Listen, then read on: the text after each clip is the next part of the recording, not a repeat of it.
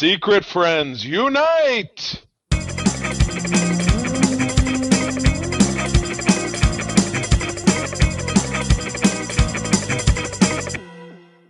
Welcome to the Secret Friends Unite podcast, episode 477. This is your guide to the geek side.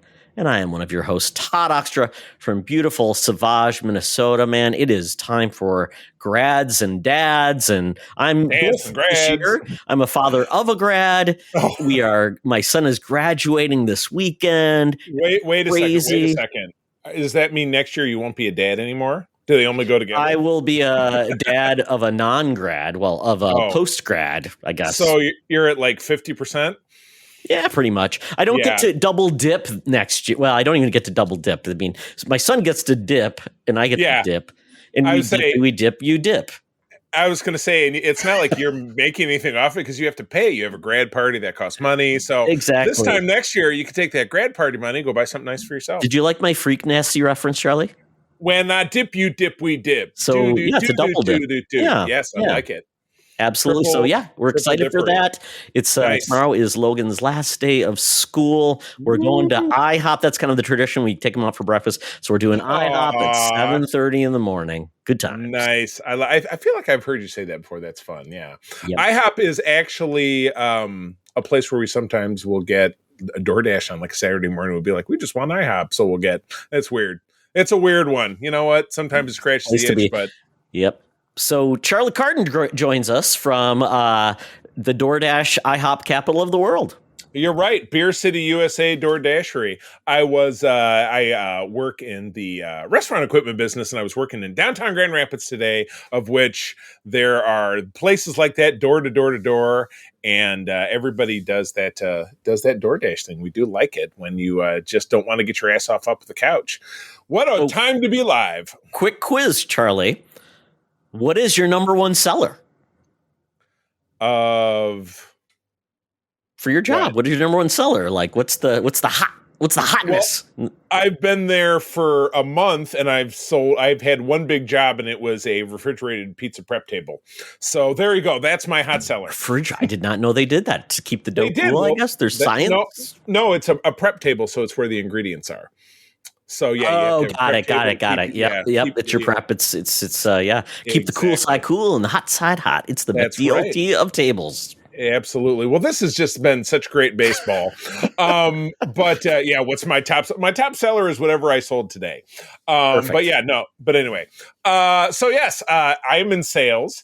And one thing that's great about sales is that you have customers, and our customers, we call them Patreons, the folks that support us over at patreon.com/secretfriendsunite, a great place to visit where you get ad-free versions of our programs. And you also get all fun additional content that Todd and I and our partner Mark produce. Todd, you just got to do an episode of the Spinner Rack without me because I wasn't available with our partner Kelly Gettner. That I'm looking Yes, that's a preview, Charlie, because that episode will come out Friday. Very exciting. And it is a fun look at basically, if you're interested in Superman and comic book stories with him, and that really represent why he matters in comics, check that out. Me and Kelly had a good time, covered like 4 different eras of Superman. I think you'll enjoy it. Nice. I like it. And additionally, Kelly, who we work with quite frequently, has been on my program, which is called The Facts of Geek Life, where myself and a guest will take a classic series and a season of that show and talk about several episodes. She and I have been covering Buffy the Vampire Slayer together. And I know, Todd, she was reaching out to you to get some feedback. And with the 3 of us, we're going to potentially do an episode together. So all things that you can find over at Patreon. You can also get a great 7-day free trial. Check those out. We were talking about Kelly. She's actually one of our top tier patrons, along with her business partner, Krayley, part of Phoenix Sisters Entertainment, along with John Sedorf, Brendan Myers, Corey in HD, and Matthew Keel. Our top tier folks are called BFFs. We have the awesome Nias family of the Twin Cities, Sean, Stella, and Henry, and Missy Merchant. So one more time, if you visit patreon.com/secretfriendsunite, get to try us out for 7 days. And as Arnie loves to say, my famous line from Predator, if you like what you hear, stick around. It's good stuff. But what's even better stuff is what we're looking at for this week's cover. So June of 1961.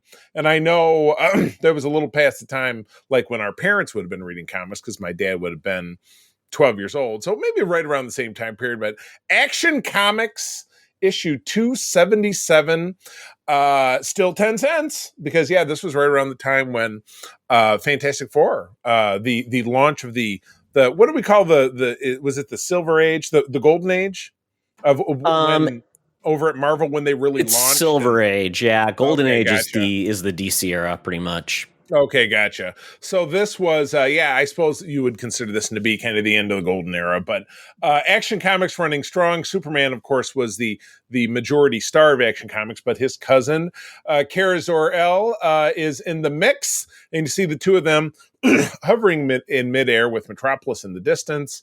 Supergirl is on the left, and she says, "Pull him over the wire, Streaky," referring to a cat with a stripe on it and a cape. Not familiar with this character before now, so this is new one to me. Pull him over the wire, Streaky. Show Superman what a super cat can beat a super dog anytime. And on the other side of this telephone pole is it? Yeah, it is telephone pole because it's in the air. I didn't know if it was just a post and it was like electrified wire or something, but they're in the air. So wouldn't make much sense to have an electrified wire in the air. Where you going to electrocute birds? I don't know. But anyway, on the other side, Superman, speaking to Krypto, who we're all very familiar with. Come on, Krypto. Win this tug of war, and it will make you the super pet champion. I got to be honest with you. I don't like how this is perpetuating a very speciesist, racist view of animals. Why do cats and dogs have to be at odds? It's like saying men and women have to be at odds. I don't like it. I'll go on record. I'm against it. You know, Charlie, there's probably, if you've seen the ancient Cats versus Dogs documentary of the late 90s, more ancient there than you need to know. Charlie, it's all what you know. But the reason why these two are fighting is because the pets got a little jealous. Superman actually got a little bit too close to Streaky. It caused Krypto to get a little jealous, and that's why it was kind of like I guess the pets were trying to say who is the better one, so Superman would love them apparently. But it also did include Beppo, the super monkey, as a cameo. So there you go. I mean, and if this all happened in Smallville, I mean, where the hell did a monkey come from? Nobody knows. It's funny. This kind of reinforces something that came from the Smallville TV show, that Smallville itself is a suburb of Metropolis, which I think they go back and forth continuity-wise. But assuming that is Metropolis, as you're seeing, if you're looking at this cover, watching us on YouTube, that it's kind of in the distance here. That is kind of, if you, in the Smallville TV show, if they climbed the Smallville water tower, you could see Metropolis in the distance. You know what, Charlie? Now I'm going to spoil it for you. Smallville is actually Savage, Minnesota. So Metropolis is your Twin Cities, and if you remember from BVS, the Twin Cities were Metropolis and Gotham, and they were split by a bay. So you're saying the Mississippi River is basically the bay. And exactly. So which one is Gotham and which one is Metropolis? So Minneapolis is Metropolis. Minneapolis is Metropolis. Okay. And St. Paul is Gotham. So it's an older part of the city. It's a little bit more antiquated, but has a lot of character. That's fascinating. So, but Minneapolis has more crime. So I don't know. Is the superhero then Prince? Yes, I'm sorry, exactly. Yes, exactly.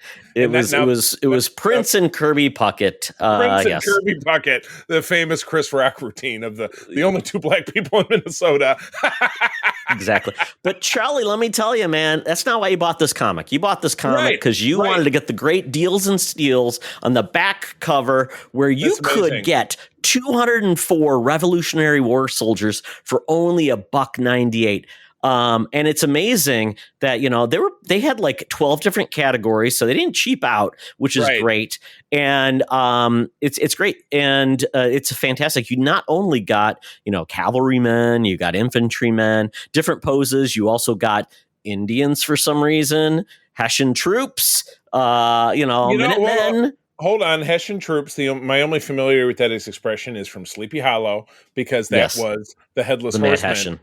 played by Christopher Walken before he was beheaded. And but yeah, one of my favorite commanders was Tiger Hessian. So there you go. It all comes together, Charlie. My gosh. But, yes, it's very detailed for figures that are, if you're watching us, approximately an inch tall and all molded plastic. And they were probably green or black in regards to that, because they didn't really gray. Yeah, they weren't pre-painted or anything like that. It's not like what you see behind me, the very detailed figures they produce. Exactly. Days, but the cool part is if you send the rush coupon today, you can say to them, gentlemen, here's my $1.98 Rush 204 short. Please ship these soldiers to me. And if I'm not satisfied, I get a full refund. So there you go. And I don't even see, let's see, it's going to, it's going to Carl Place, Long Island, New York. And Canadians can even get into the fund for $2.50. Right. You add $1. Yeah. Or for $2.50. Why would they care? So, yeah, I don't. Well, the Revolutionary War, if you study your history, touched Canada in a lot of places too. So yeah. So they can just kill all the Americans. Yeah, exactly. all the future Americans. Well, they're probably they're pro-British, Charlie. Come on. April and I just finished watching the, as I was telling you about, the Handmaid's Tale, and it's all about Canadians taking in American refugees. And so, yeah, they're just kind of waiting for their time to shine. Not to knock on our business partner, Mark. We love his part of Canada, without a doubt. We love all Canada. Come on. We do. Absolutely, we do. But anyway, someone who is a well-known lover of the Revolutionary War would be our senior news correspondent, Madam Webb. She wasn't alive back then, but almost. She missed it by about 40 years. No, excuse me, that would be the Civil War. Okay, she missed this by about 140-ish years. But regardless, she's always doing what she does. She's down at the corner of Hollywood and Vine with the latest news and scoops for us. Let's get down there right now.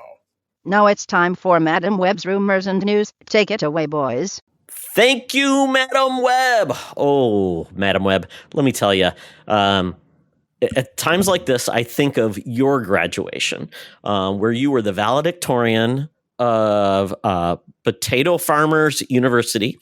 You told them about all of the great resources you were needed to get to help Ireland get out of the Great Potato Famine. So, Charlie, you can salute this national hero. I think the famine was before Madam Webb's time, but regardless, she did a great job. All right, but but they didn't have a solve to it until Madam Webb came to the scene. So she fixed it with true potato science. That's right. I love it. All right, first and foremost, and I admit I had to take a little break here to watch this trailer. We are getting what is reported to be a third and final film to sew up the Venom trilogy, I guess, this fall. So this falls outside of our summer movie wager. And damn it, Todd, this could have been the one that swept them all. And an Andrew Garfield connection that looks insane. You're going to have to throw that one at me. I think I might have missed that. But Todd, you came right out and said, hey, this could be the best they have to offer. I would like to hear, and I'm sure our listeners would like to hear, kind of what you meant by that. Well, Charlie, when it comes to the Sony cinematic universe of Spider-Man characters, better known as the Spumco, the barrier of like quality is very low, very low. The first Venom, I thought it had charm to be the B movie it was wanting to be.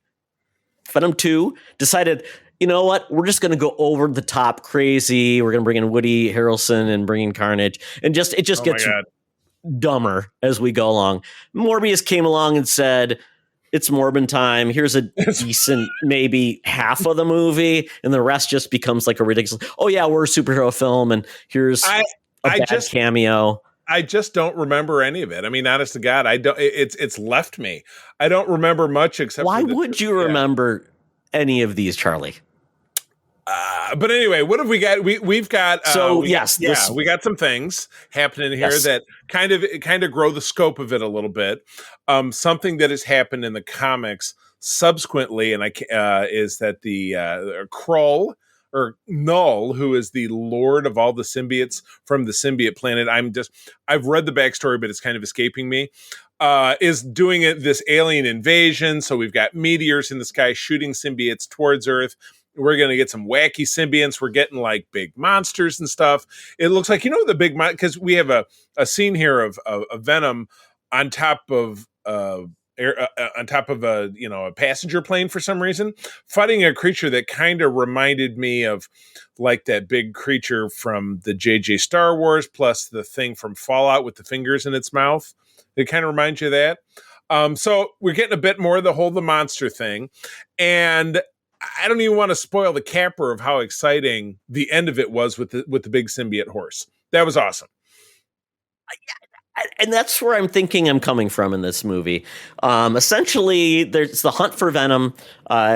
Chielto for Edgewer, I just killed that name, who is Baron Mordo in Doctor Strange, is in this as a commando.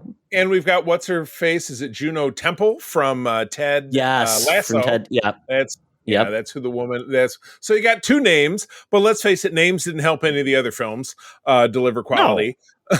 So it's not like, oh, he's really going to save the film. But yeah, it looks like it's kind of analogous to he's being chased by the army, kind of like the Hulk was in all of the Hulk films. Correct. And certainly in the Eric Bana Hulk film, that's basically what that was about. Well, excuse me, all the Hulk films, he was being chased by the army. But really, that was the big kind of driving force of the Hulk comics, is that the army was always chasing him. So that's what's going on in this. And so Chiwetel Ejiofor is an army officer, and he's leading the charge, and the whole trailers is like, I don't know why they're chasing me, and blah blah. And then we see the big meteors coming to Earth and all this different stuff. So, I mean, essentially, it's going to turn out to be he is the only one that essentially can defend against this army of symbiotes. The creature that is highly noted is the big part of this movie. It's not Null. It's something else they mentioned when I was reading about it. So it's like it's a big creature, because Null is like a big bad knight dude. It's a little different. So I think that's where it's going to land, is basically I think they're going to try to see if they can get other symbiotes to act as heroic along with Venom. Like Venom will speak to some of them that are good symbiotes and essentially create an army to take on this army of symbiotes. That's where I think this is all going, Charlie. And then Venom dies. This Venom dies in this universe, and then that's it. But it sets something else where then you find out there's a real symbiotes in the 616. I don't know. 616, gotcha. Yeah. I will admit that having a bigger scope because this is set in the desert and different landscapes, I find that to be more engaging than it's in New York City again and it's dark and it's raining all the time, because that's very Sony, that's very Daredevil, Fox universe. Like, it's dark and raining all the time. You know what I mean? Like, it's, it's just trying to be very broody, where this seems to be, they needed to change the setting to get this to be something kind of new and fresh. So, all right, I'll give it that much. Obviously, we're going to see it. It doesn't necessarily look like they're going to they make a big deal out of actor Reese Ifans, who played the Lizard in Andrew Garfield's Spider-Man, as being the hippie in the van. But how could it be Kurt Connors if he's got two arms?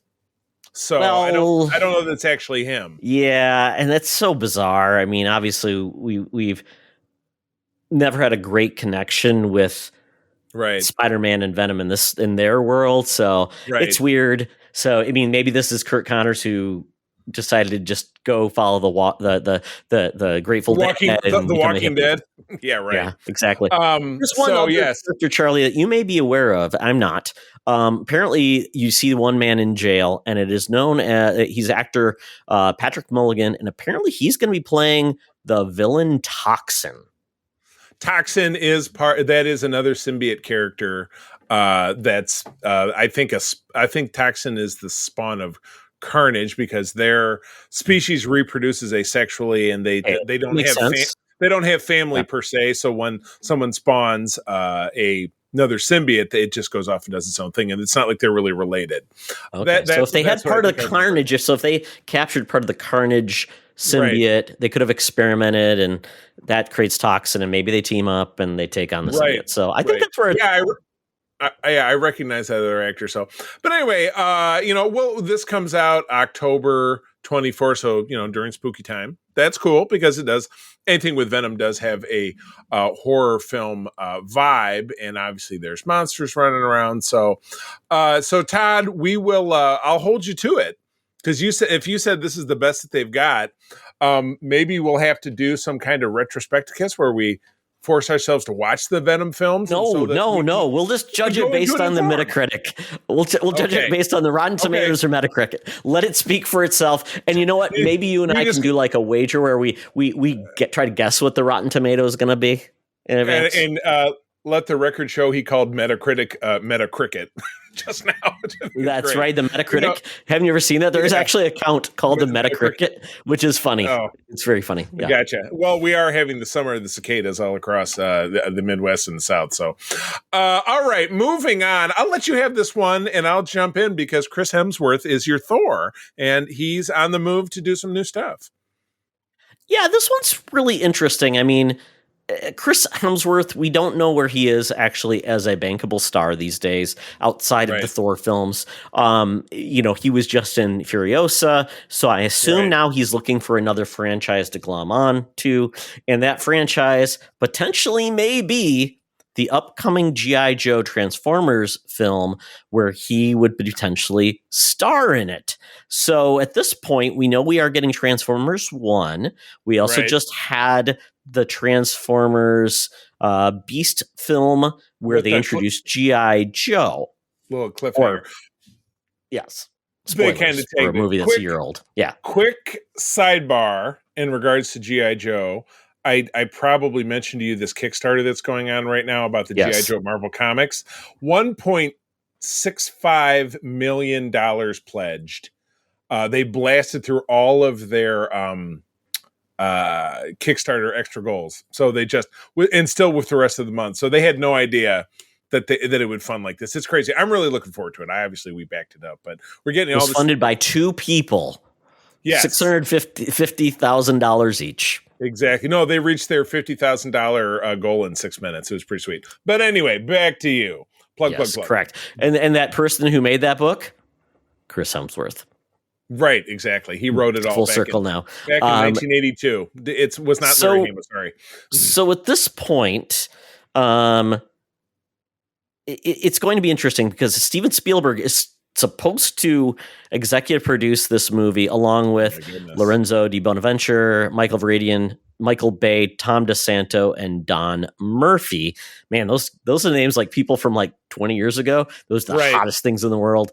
Exactly. Michael Bay. Plus, I thought you were going to say when you said Lorenzo, I was hoping for Lorenzo Lamas. So I was Lamas. No, the Renegade can't be. Is no producer of movies. Sorry. Bummed out. But with this. I am curious to see where this goes because he is already voicing the voice of Optimus Prime / Brian Pax in the animated film. So does that mean when we get we've already had Optimus again, would he be like a Rodimus Prime? No, he's live action. He's going to be Duke. So you think he's going to be Duke? Okay, well, so you think he's going to be like, which makes sense. Tall, hunky, and blonde, which is what. Wait, wasn't there like an Australian G.I. Joe or somebody? It's funny because I don't know if you listened to Weekly Planet this week, but they were making those same jokes, but there really wasn't. But one or more of the Dreadnoks came from Australia. So yeah, you think he could be like Ripper? Oh, that'd be great after Dementus. I mean, Dementus attention. You're right. Dementus was essentially a Dreadnought already. The main three Dreadnoks, one of them was British. That was Ripper, the one that was Buzzer, the one who had the blonde hair and the ponytail. And then one was from Tassie, and then one was from, I think, in New South Wales. So so one of them was from Tasmania. That's what you get. And then you had various other ones in later generations that were also Australian.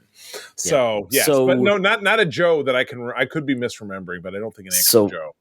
If this actually happens, Charlie, maybe we'll in a future episode we'll do our like fan casting of this G.I. Joe Transformer movie. Please, we'll figure out who's the cast is going to be, and we'll try to figure out. Maybe we'll do a pitch meeting G.I. Joe Transformers. I love it. Exactly. The Joes can drive the Transformers, and when they transform, one of them forgets the Joe's in there, and they get all squished. Ew, tasty. So So look for this movie probably in 2026 at the earliest, Yeah. and we'll see if our pitch meeting when we do in a future episode comes true. If Hemsworth can do it. So, all right. Well, I'm going to grab this one, and you'll hear this twice because we'll talk about it over on Code 47, which will be out next week, Monday. But just got the news drop today that Star Trek Prodigy, the kind of kid-focused animated project, unlike Star Trek Lower Decks, which is definitely not kid-focused, is coming to Netflix on July the 1st. So for the 4th of July mega weekend, you get some new Star Trek. Now, we just had the end of Star Trek Discovery, which we will also be talking about on Code 47. Todd, are you caught up? Where are you at with Discovery? I have not progressed at all. I've been too busy with traveling, Charlie, so I'm not the best person in the world for staying up to date. That is okay. But I'm trying to remember, did you try Prodigy out when it came out a couple of years ago? I watched like the first two. It's almost like the initial like movie or whatever that sets it all up. Got to space, and I never checked back in. I know people didn't like the main character because he was kind of an idiot. So yeah, I assume that improved. He was roguish, and I know that Kay, who we used to record with, she was not fond of him, but I think kind of came around eventually. But the show served as a spiritual cousin to Star Trek Voyager, also not Todd's favorite Star Trek show, but one that a lot of people hold in very high regard because the hologram assistant on the Prodigy starship that our ragtag group of aliens, all teenage aliens, stumble upon, it's a Starfleet ship lost on this planet, and its holographic assistant is Catherine Janeway. What happens by the end of the show, sorry about the spoilers, is that they do finally find their way back to Earth. They meet the real Janeway. And then as this new season starts out, and this is so weird, this season has been finished production-wise since the beginning of the year, and it erroneously dropped in France a couple of months ago. So the French have it. They've had the entire 20-episode second season. The French. The French, yes. So if you read French and you have a VPN, you probably get your hands on it. But they've had it. But yeah, the entire 20-episode second season has been produced. 20? Wow. Yeah, 20. Yeah, I know. Well, and because it was originally on Nickelodeon. But then that's also like half a season of Clone Wars. Exactly. And it's twice the season of any other show that's out there right now, but it is 30 minutes. Exactly. So yeah, we're not sure if this will be a weekly release starting in July 1st. We also don't know if they're going to split the 20 episode season in half, which is what they did last time. It's Netflix, Charlie. They're probably going to do half launches or the whole thing They don't do a weekly drop. Exactly. So, anyway, on Code, as we go through and talk about it, we will do it only in 2 episodes at a time. So, to stretch it out so that we don't try to be like, and now we're going to talk about 5 episodes at once because we want to give it its due. So, content. Yeah, we need more content. Have you listened to a podcast? We need content. But anyway, it's a fun show. Kate Mulgrew will be returning as Vice Admiral Janeway, but also Robert Picardo will be returning as the emergency medical hologram. Great. Yes, April and I have had the occasion to meet him several times. Did I tell you the story he told me about his character, Coach Cutlip, on The Wonder Years? We bumped into him on the cruise. It was just April and me and him waiting in an elevator. And at the time, April and I were watching The Wonder Years. And I said, Mr. Picardo, I loved your character on there, Coach Cutlip. And he got in the elevator and Dirk says, I love that character too. He says he was basically Richard Nixon with about 60% of his intelligence. I love it. Oh my God! What a great dude. So, but anyway, no, I look forward to this, Todd. I would. I don't know. I don't know if you would enjoy it. But I would say, if like I said, I always view something as it just fell off. It wasn't like, if it gets better and the characters get more, they do more things and, they add some depth. Yeah. I was going to ask, so is this Picard, like the show Picard, is it that time frame? It happens in the time frame. It's funny because they get very granular in things that happen after the last Star Trek film, which was Star Trek Nemesis. Mm-hmm. This is about 4 years after that, so it puts it just after, or actually in between, like Lower Decks. But there's no connection between the two. But it's way before Picard because Picard takes place 20 years after Oh, okay. the end of I just saw the TNT gray in films. Janeway's hair, so I was like, Right. maybe. So she's only, because you did end up seeing her in that film, this is only about 5 years after that. So she is, but she is, of course, wearing a different uniform, because in modern Star Trek, every day you wake up, you put on a different uniform. They're all different. Man, I hate to be a troop paying for those new uniforms, man. Exactly. Oh, man. The good news is everything comes out of Replicator, so nobody pays for anything. But anyway, I'm looking forward to this with the end. With the end of Discovery, which I'm admittedly not the biggest fan in the world. I probably enjoyed this show more.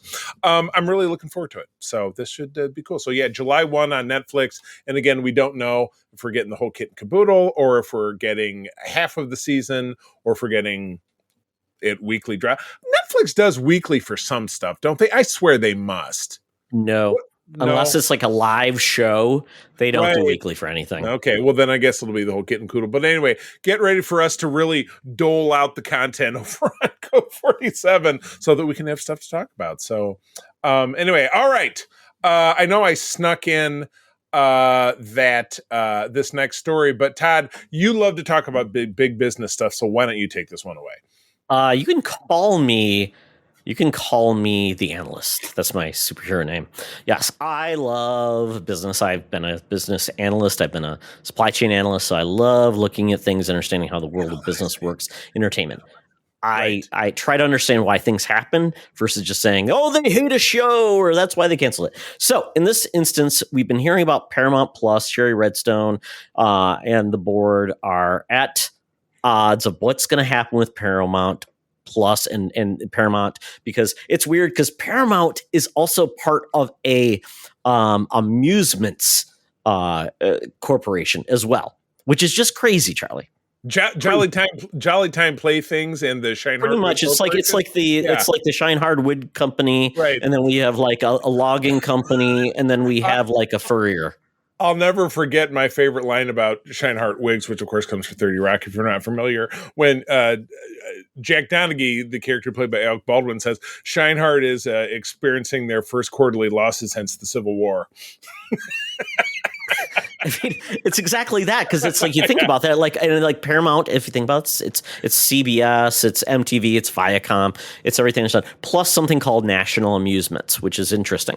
So the big thing is like it's been like, is it all going or is it a part of it going? And that's been the big deal. So it sounds like there's been this company called Skydance, which has done a lot of production of movies. So essentially, Skydance has done, I think, the production on the Star Trek films, the most recent ones, right? Yeah. That's true. And they want to get more into more distribution and things like that. So it kind of makes sense. And Sherry Redstone pretty much wants to just get out of the business, I think. But they want to keep the shareholders happy. So we got all these deals going on. So Sony has actually tried to do a deal to get Paramount, which makes sense because Sony has Columbia Pictures. They have Sony Music. They also have PlayStation branded, and they have electronics. So a lot of this is kind of crazy.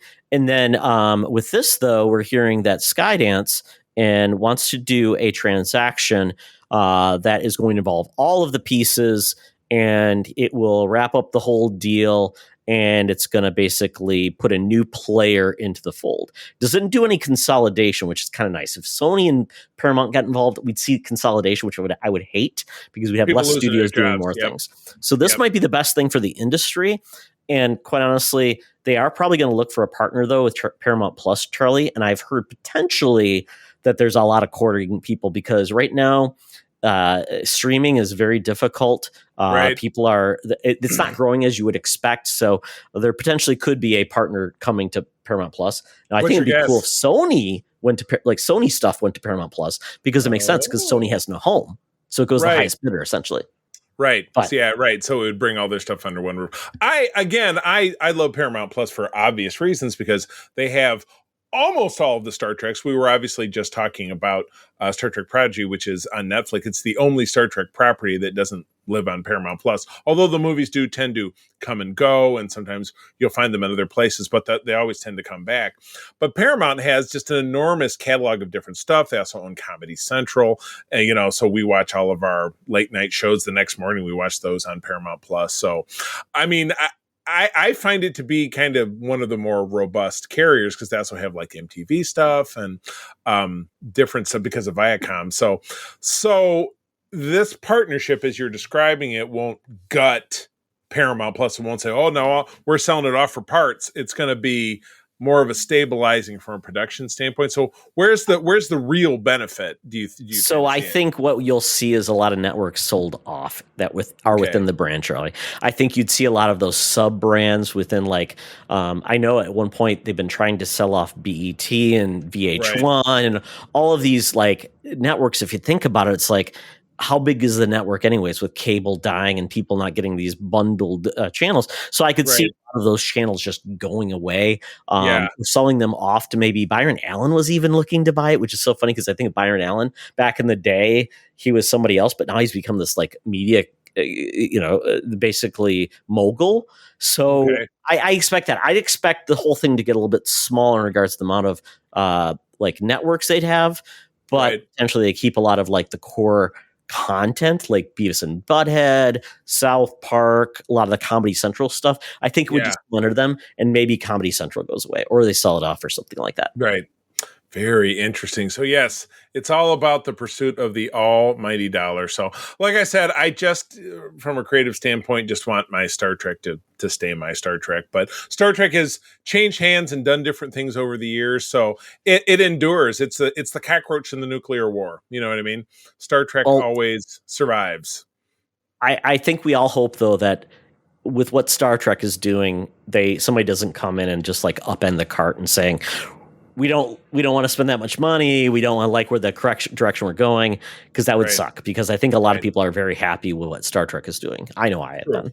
Yeah, no, I absolutely agree with it. With the diversification of it and having different offerings for different types of fans. It's the smartest, as opposed to being the very kind of Zack Snyder's Star Trek. Oh, here we go. We're going back to the well with the Tarantino Star Trek. I mean, you always wanted Picard to get a little nasty, so there you go. Yeah, there you go. Big stuff. Oh my God. Picard's mother's name is Martha. Oh, wait. Oh, why did they do that? And he's fighting with it. We brought William Shatner back to fight with him. Oh, absolutely. All right. Well, you take us through this last story too, because it's not my cup of tea, but where do you think they're going with this last one here? Charlie, I'll tell you, man, the Lord of the Rings, license is such an odd bird, because we have the WB movies that were made, the New Line, but under Warner Brothers.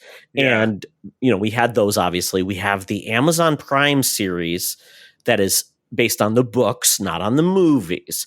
And we've had a Gollum game. And now we are supposedly getting this movie that WB wants to go back to the well to utilize their cinematic take on it, to basically make a movie based on a passage in the original books that essentially was like a paragraph long.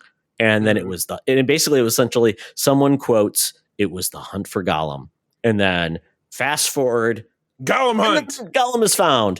They want to make a movie out of this, and it's essentially would be back in kind of the continuity between, I believe, and I don't know if they mention it when it actually would happen, but it would happen in the space of the original Lord of the Rings film. Sure. And because Gollum was basically captured, tortured to find the ring, and obviously he didn't have it. So this is Aragorn, and this is basically Aragorn's quest to find Gollum, to make sure he doesn't divulge too much information, and to make sure that Bilbo and the Fellowship don't get exposed. So the interesting part is, and Peter Jackson is not going to be directing it, but he's going to be executive producing it. Yeah.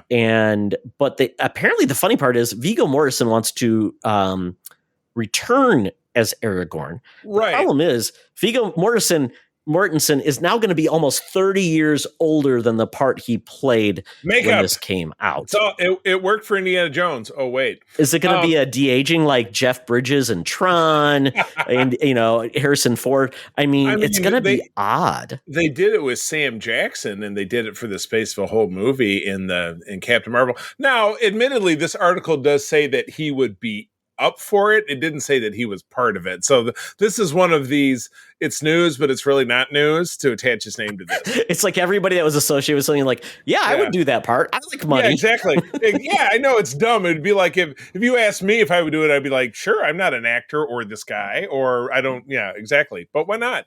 Money's great. I mean, because you know what happens to Gollum. He ends up in, reaching out for the ring as it falls into Mount Doom. I mean, so there'd have to be something really, really interesting for this to happen. It's kind of like Furiosa. We like Furiosa, right, even though we're not huge fans of prequels.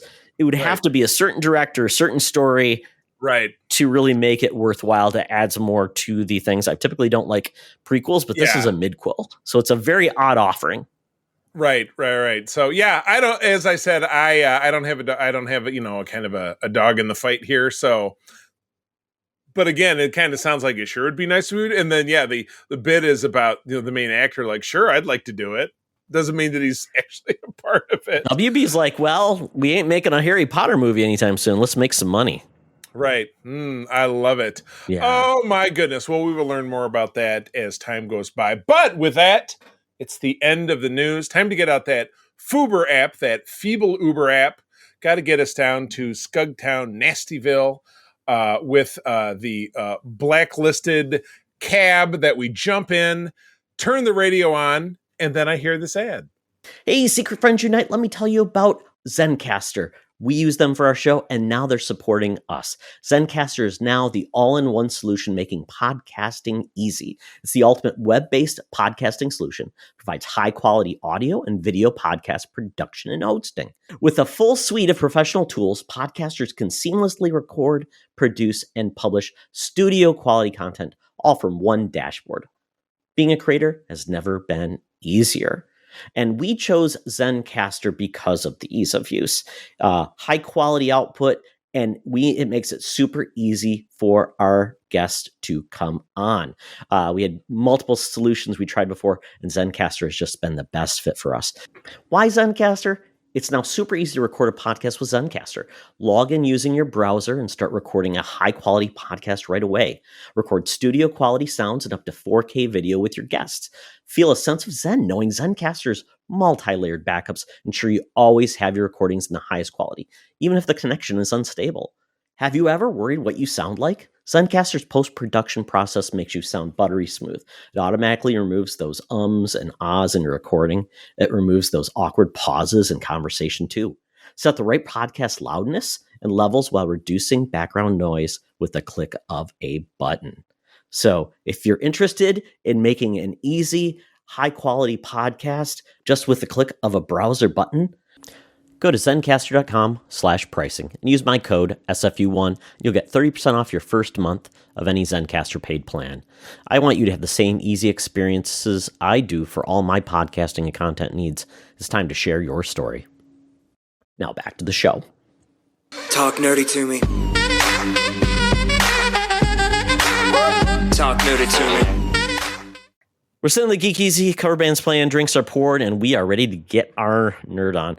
So I'll be honest, I've been a little bit light on watching new stuff because I've been really busy with traveling and other things. Yep. I wanted to touch on a couple of things just very quickly, just because I think it's well worth checking out because I think they're interesting.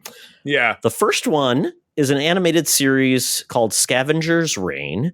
It came out on Max as an exclusive. It's an adult science fiction show, and it's about these scavengers that go to places and explore and kind of scavenge resources and investigate.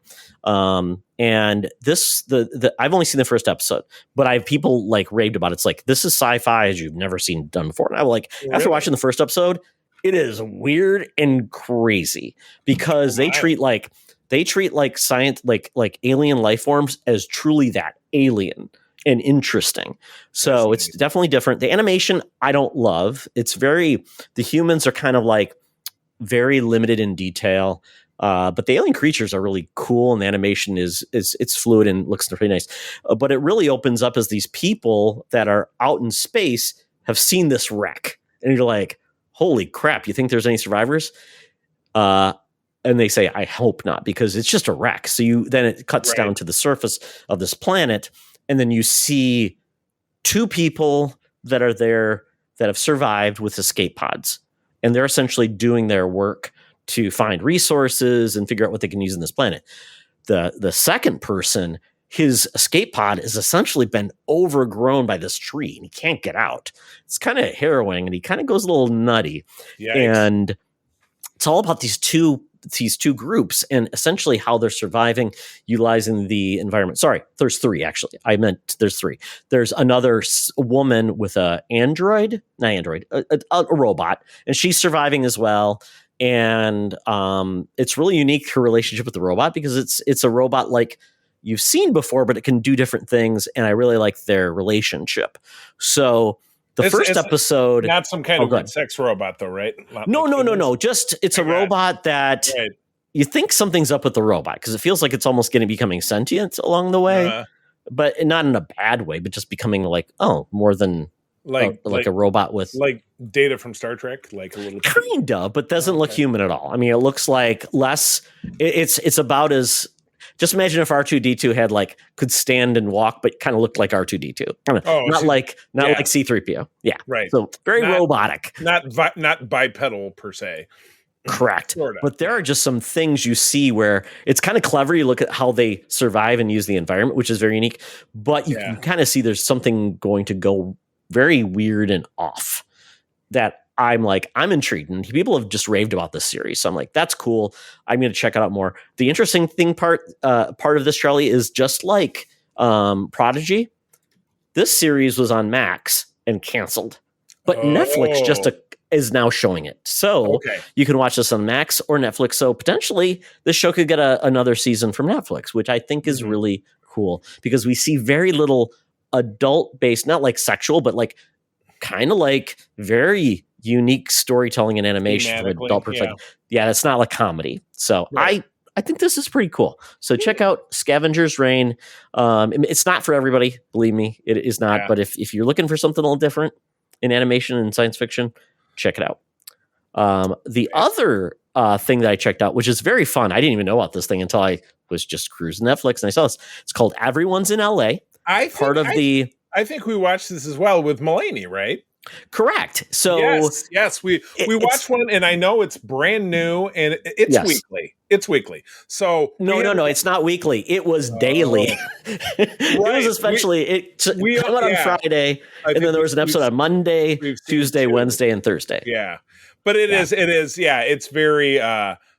A lot of LA centric humor, and then if you like Californians, but it's this part of LA, which is super gross or whatever. So but just uproariously funny. Yeah, it was a different take. So basically, it was part of the Netflix A Joke comedy festival where everybody happened to be in LA, because that's why it's called this. So John Mulaney decided to do essentially 5 live broadcasts on Netflix, right? And it was over a week long, right? And now you can watch it now, but it's not live, of course. Right. But every episode was a mix of comedians and experts about LA, and essentially the first episode was coyotes. It was that was the one we saw. It's funny what you describe everybody in LA. It's like the doco about We Are the World, which is how they made that song, because everybody was in LA for the American Music Awards in 1985. Same thing.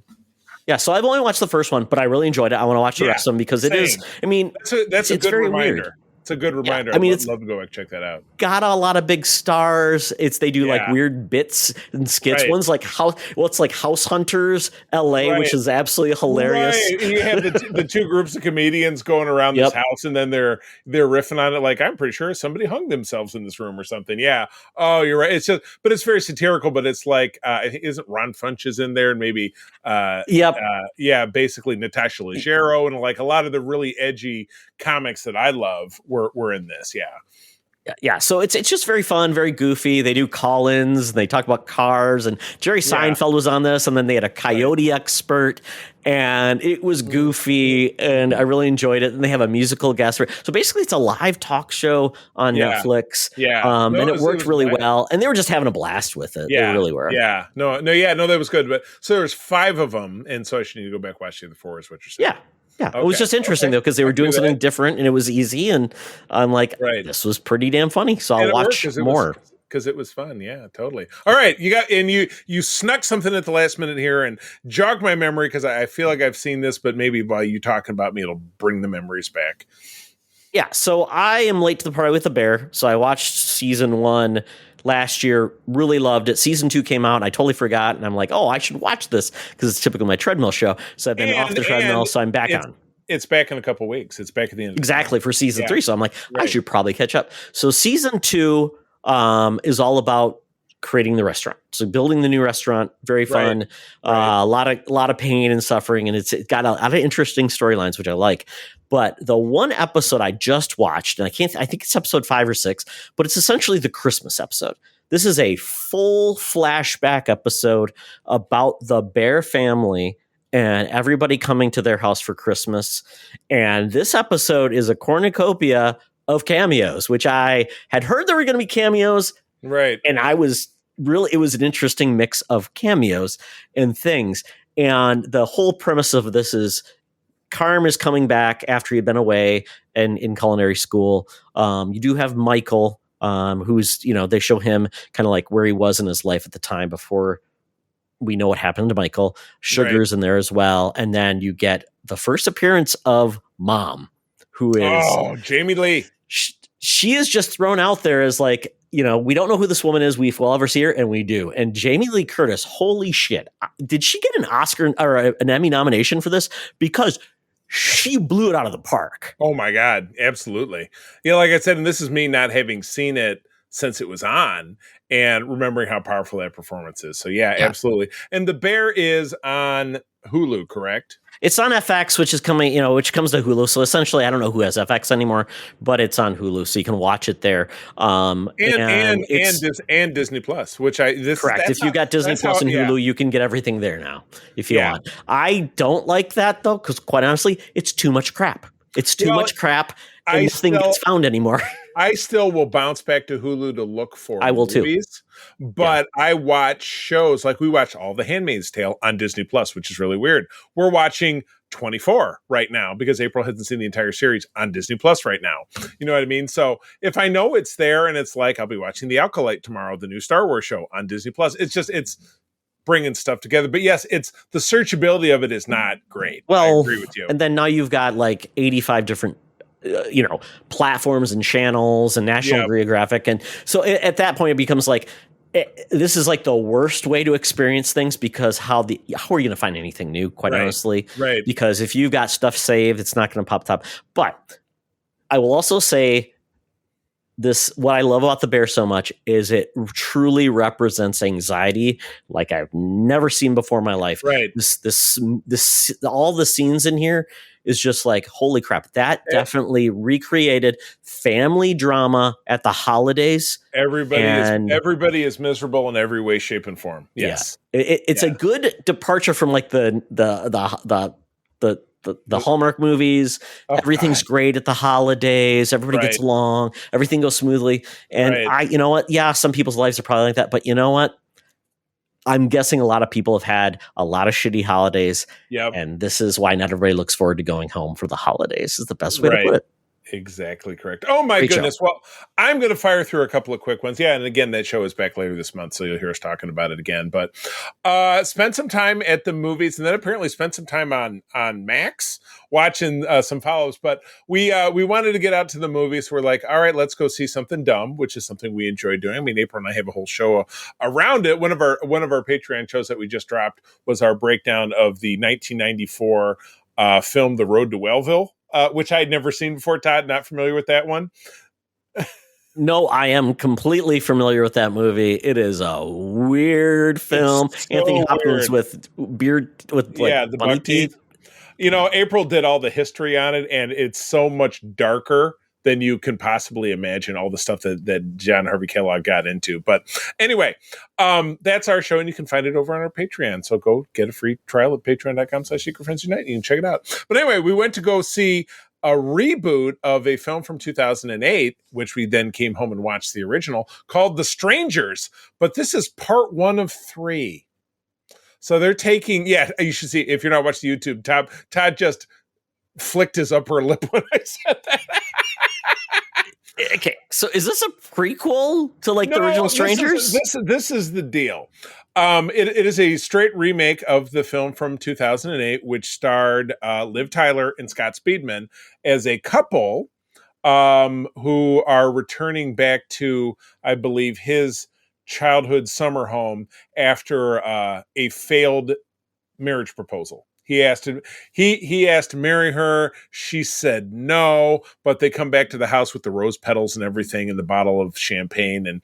But they're too far away from home to go back for the night. So they're stranded at this house. And what's also echoed in the remake, which follows not the exact same plot line beat for beat, but it's like 75% of the 2008 film.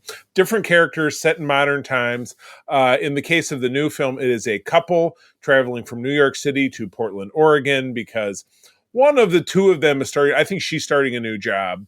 But they stop in Venus, Oregon at a diner so they can have dinner, and their car develops trouble, which they feel like it might be a plant because the guys at the local garage are watching them go into the diner, and all the locals are like, you just get a feeling something's up in this town. There's also these Village of the Damned kids that come around, and it's very creepy. So they're stranded. They have to go to an Airbnb, which is a cabin in the woods. You're not seeing me with all my air quotes, where they end up just the two of them listening to records, drinking beer. And then there's a knock at the door. This has happened in both films with a creepy little girl who says, "Is Tamara there?" Yes. And Tamara is not there. It's not the name of one of the other characters. And then as it goes on, they, in both films, end up being stalked by a trio of masked villains that are wearing like weird, like one's wearing a Betty Boop mask, the other guy's got like the Scarecrow hood from Batman, the other one has like another, it's just that part is virtually identical between the two films, and two of them are wielding knives and the other one has a hatchet.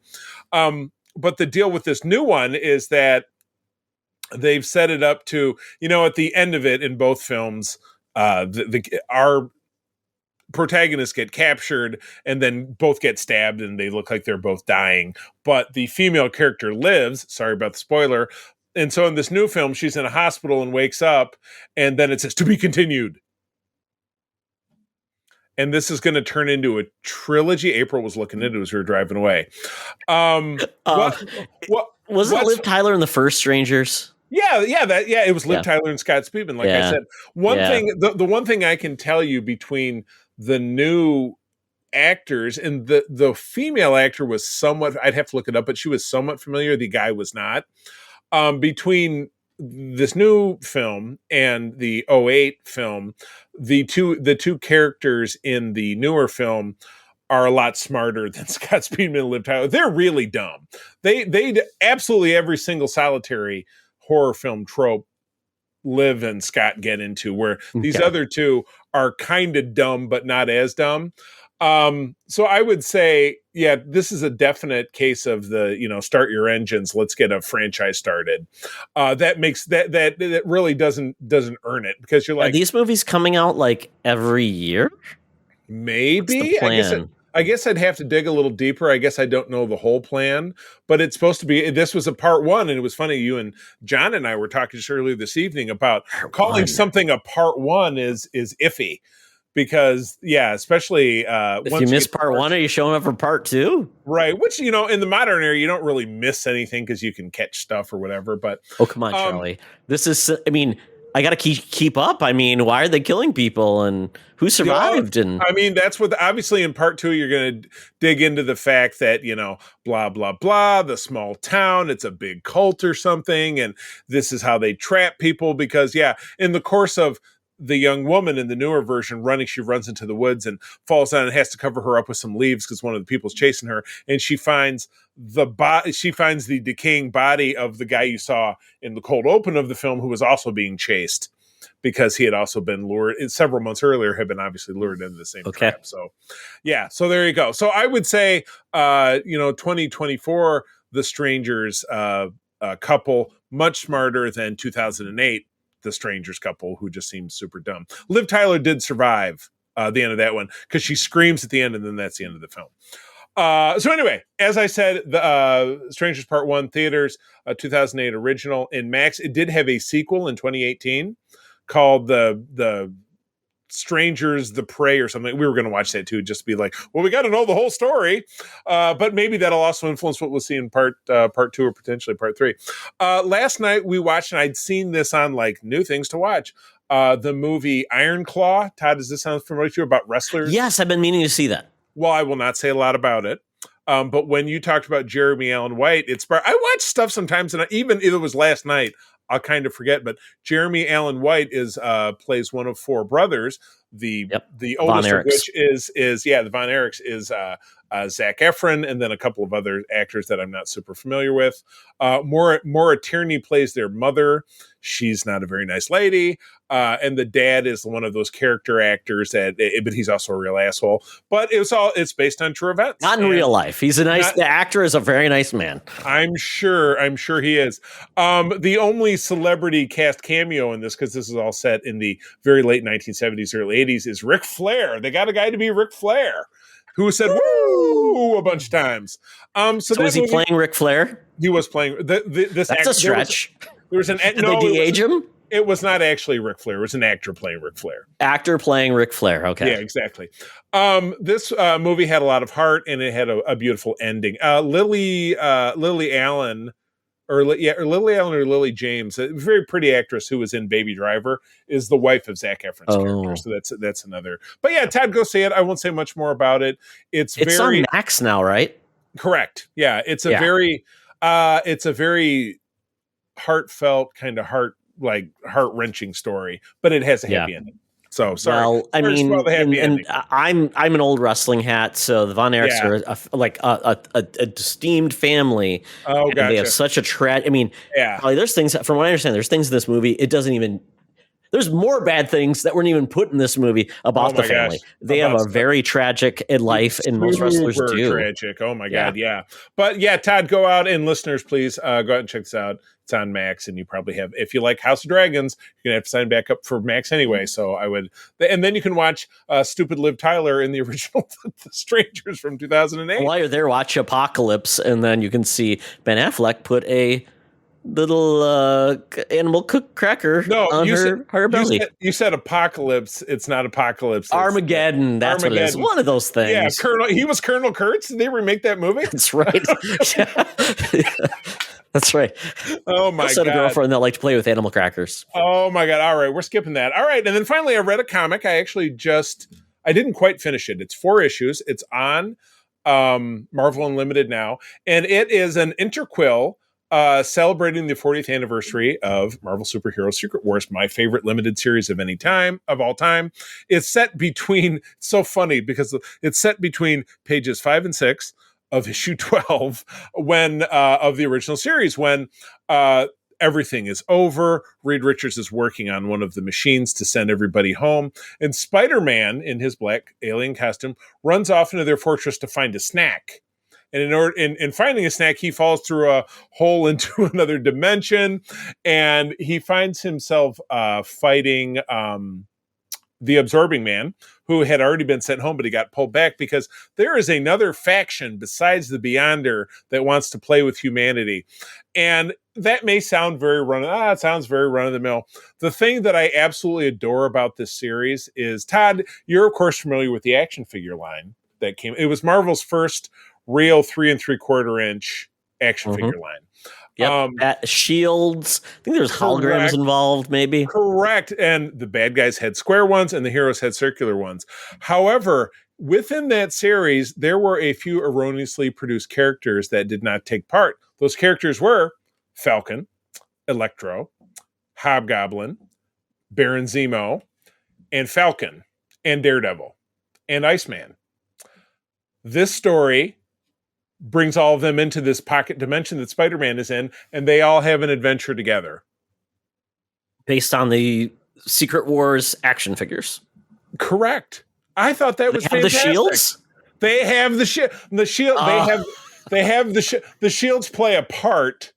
Oh, that's amazing.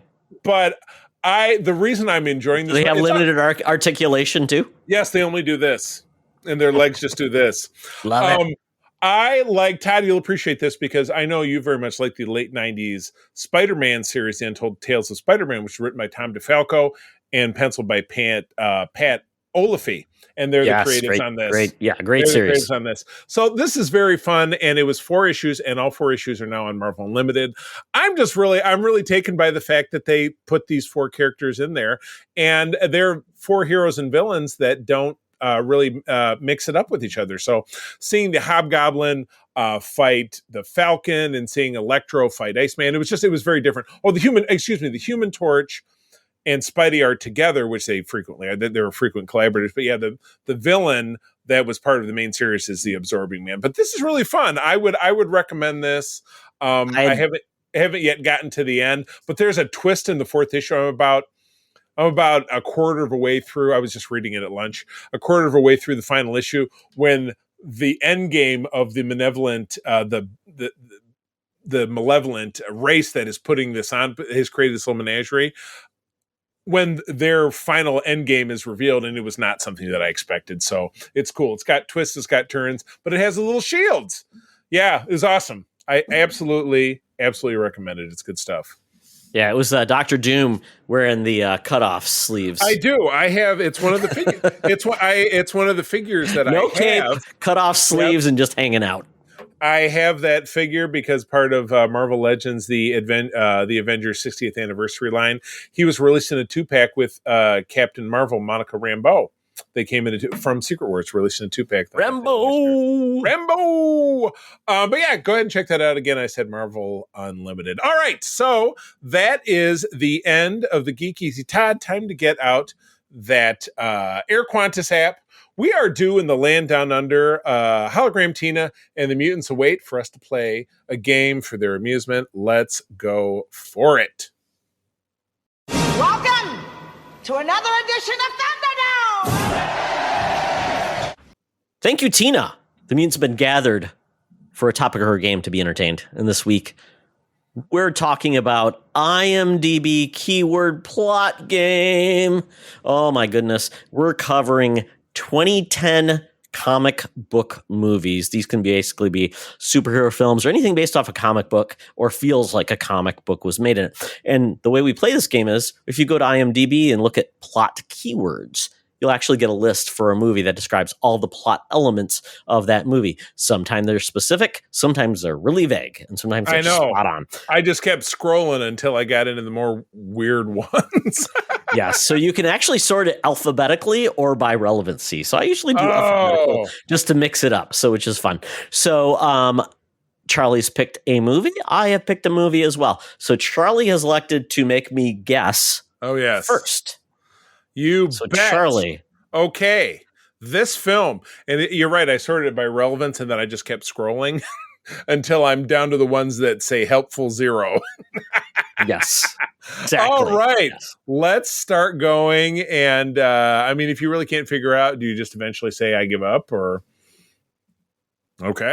Yeah, essentially, yeah. If you just I'm out of it, because what we try to do is, well, I mean, you could give me keywords that are closer to the real thing.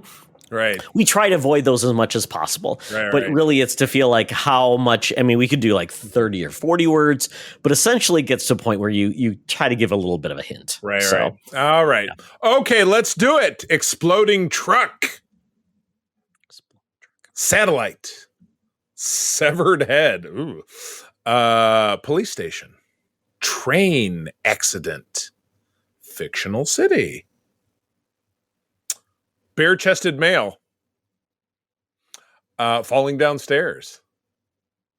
Back from the dead. Tracking device. Missile. Cape. Seoul, South Korea. That might help. Tragic past. Party. Montage. Dark Knight? Nope. Cool. Okay. Montage. Supercomputer. Tractor. Heart ripped out. Oh, my ex-wife. Ballerina. Tattoo. I don't remember that as being part of this film, but whatever. Is this Brightburn? Nope. That wasn't in the 2010s. That was more recent. Was it? Okay, couldn't remember. Yeah, I thought it was. I thought it was 2021. I could be wrong. Countryside. Runaway Train. Oh, I feel like I might have already done that one. Sorry. Is this Iron Man 3? No, it is not. Oh, and do we limit each other to a certain number of guesses? You just keep guessing. Nope. Until you say Nope. It's All it's wide right. open. Building collapse. Bridge collapse. Radical transformation. Superhero versus superhero. That's every superhero movie. They have a misunderstanding like it's Three's Company. Bunker. Secret passageway. Throwing darts. Sonic shockwave. Spitting out a tooth. Yuck. Is this Civil War? Nope. You know, you're getting closer. So hopefully that's helpful. Extraterrestrial human. What's an extraterrestrial human? Oh, is this Strong female aid. That probably helps quite a bit. is this Avengers 2? What's the name of Avengers 2? Age of Ultron. That is correct. I'm trying to think of like Cape and then things and wow, I haven't seen that movie Since God. since 2015. probably not. It's probably one of the ones I never probably got back to. You know, Maybe I watched it twice. I have a 6-pack of Avengers Phase 1 movies. Wait, Charlie, you been working on? You got a 6-pack? Oh my God! I'm going to show you right now. Here, no, I'm just kidding. No, I have a 6-pack. Save it for the OnlyFans. Yeah. You're right. Why buy the cow? No, my 6-pack is the 3 Cap films, and it's the original Avengers, and then it's Endgame and Infinity War. So I figure if you watch those 3, you get the bulk of everything you need out of Phase 1. It didn't come in a 6-pack, right? It did not come. Well, I don't believe so. Well, wasn't there a briefcase with the films at a time or something like that? There's one that came in a Tesseract, like the Cosmic Cube. That was one of the packaging. And the next movie comes out, it's obsolete. Right. Well, that's why by having those 6 films, to me, that kind of cuts out the fluff. So this movie is kind of fluff because some of it is kind of important, but most of it really a throwaway line in Civil War, pretty much, or the little recap at the beginning of Civil War when they said, "Here's all the bad shit. Here's all the shit you've been mixed up in Avengers," and they have clips of Sokovia falling from the sky. Yeah. So yes, and They have an awesome opening scene where they're all coming through. It did feel like this is the movie where the Avengers are a team. They do the they're working together. They do the big money shot where they're all jumping at once, and it tilts to the side and gets them all doing That it seems like the Avengers never got a chance just to have a cool adventure. They weren't at each other's heads, which is a big shame. Right. I agree with you. Yeah. All right. I've at the very least brought up the list you got me, so maybe it'll help. I don't know if you had that up, but I won't click into any of the movies. I just this way. Nope. Get rid of it. Get rid of it. Fine. Kill it off. I should. Yep. Don't look at it. I should have told you. All right. Fire away. Okay. So Charlie, are you ready? That's what I just said. Here we go. Alter ego. Batman. Oh wow, I'm running out of words. If you scroll down to the bottom and hit. Yeah, I know. I'm at it. Yep. Computer animation. Okay. Dalek, like from Doctor Who. Flying Monkey. Hall of Mirrors. Oh wait, is this the Lego movie? Weren't those things in there? Hugging. Oh, there's a lot of hugging in that movie. Lobster. It's the Lego movie. No, it's Batman. It's Batman the Lego Batman movie. There you go. Yeah! That's Lobster Thermidor. That's one of my absolute favorites. And she went to, they're talking about Barbara. She went to Harvard for cops. So she got this one was probably a little too easy because most of the keywords are like so like there's so many iconic things in this movie. It's like, oh god, yeah. This is when like Lego was king of the world. Yeah, that was one that my late son Parker really loved. So maybe that's why I've not gone back to it. It's a cute film. It's a cute film. It's very cute. Love it. Yeah, we never got a sequel to that, and I think that's fine. I think it did what it needed to do. I think things that don't get sequels are pretty much preferable, especially in this day and age. Yeah, sometimes you can nail with one film, and I think that's sufficient. So that is it for IMDB Plot Keywords game for the 2010s comic book movies. Hopefully you got them before we did. Although Charlie's pretty quick on ours. So the lobster one. I almost did Jonah Hex. I'm like, maybe Charlie wouldn't get Jonah Hex. That would have been painful. Because I don't. First of all, I think the film was very painful. I've never seen it. Wasn't that with? No, it wasn't. Jonathan Scheck from That Thing You Do played Jonah Hex, but it was on one of the TV shows. Oh yeah, probably the Legends of Tomorrow. Which I enjoyed. I enjoyed. This was Josh Brolin and Megan Fox. Oh my god! I don't know who the bad guy was. I need to watch that movie just to see what it's all about. What would you think about? We'll commit to a little micro version of Bad Trip to the Movies, and you and I will watch that one and we talk about it. I'd be down for that. Sure, why not? All right, plug it in. Charlie, you're signing me up for all these things. I'm like, I'm the worst watcher of things. I know, but maybe in 2025, if we choose just one thing and make a commitment to do it together, then it's easy. But anyway, folks, that is the end of our show. Thank you, as always, for joining us. Todd, where do people find you out there? They find me on the threads at Toxtra, at Secret Friends Unite. If you're on the Twitters still. At Toxtra, at Secret Friends U. Nope, don't call it that. It is silly to do that. Especially since you saw my headline today that now apparently material identified as such that as pornography is now going to be allowed on X. That was a headline I read today. Perfect. That's just what they need. Cool. Now I can finally fully reveal myself on X. Oh my gosh. Twitter. Yeah. So beyond that, just check out our Discord, which you already know what it is. Check out our Patreon and check out our website for all things Secret Friends Unite. Absolutely. And I also wholly endorse all of those things, probably not X as much. But you can find me on Instagram and Threads, the C3 spelled out TheCeeThree,